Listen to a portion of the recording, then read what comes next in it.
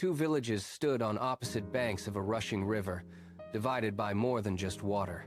For years, they hurled insults across the current, blocking every crossing with heavy logs. One morning, an elder called both sides to the bank.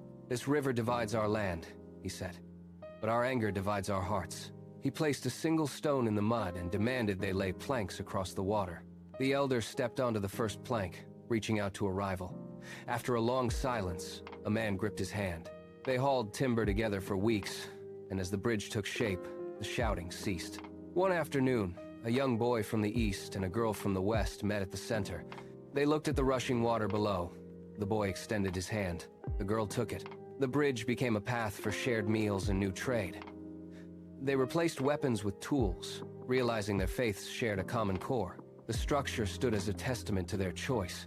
They finally learned that love is a deliberate action, not just a passing thought.